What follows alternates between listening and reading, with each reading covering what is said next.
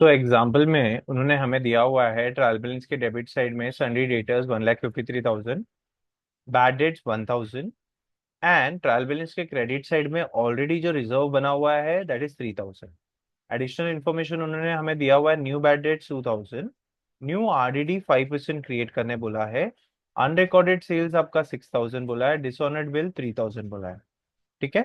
सो इसे कैसे आपको balance sheet and profit and loss के डेबिट साइड या क्रेडिट साइड में जाएगा वो आप देखिए। तो सबसे पहले आपने, बिकॉज यहाँ पर डेटा सबसे पहले आ रहा है तो हम बैलेंस शीट में सबसे पहले क्या करेंगे, डेटर्स की एंट्री कर लेते हैं। तो बैलेंस शीट के एसेट साइड में हम लिखेंगे सन्डी डेटर्स। ठीक है। सन्डी डेटर्स का अमाउंट इनर कॉलम में लिखेंगे 1,53,000। तो ये लिख दिया हमने। इसमें हम ऐड करेंगे अनरिकॉर्डेड सेल्स। तो अनरिकॉर्डेड सेल्स कितना है, 6,000। ठीक है, वो ऐड करेंगे और उसका दूसरा इफेक्ट सेल्स में ऐड हो जाएगा। सिमिलरली डिसऑनर्ड बिल, तो डिसऑनर्ड बिल जो है वो हम यहाँ पर ऐड कर देंगे और इसका दूसरा इफेक्ट बिल रिसीवेबल से माइनस कर देंगे। ठीक है।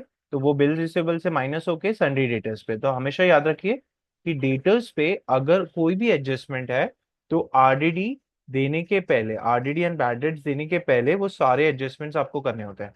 तो ये जो टोटल अमाउंट है इसी के नीचे हमने लिख देना है। तो यहाँ पर टोटल आएगा 1,62,000, जिसमें से आप न्यू बैड डेट्स लेस करोगे विच इज 2,000। तो न्यू बैड डेट्स आपने 2,000 लेस किया तो आपको जो अमाउंट आएगा 1,60,000 आ गया। तो 1,60,000 में आपको लेस करना है न्यू आरडीडी। तो जो न्यू आरडीडी है दैट इज 5%, वो आपको लेस करना है। तो 1,60,000 का 5% इज 8,000। तो ये माइनस करके आउटर कॉलम में हम लिख देंगे 1,52,000। ठीक है।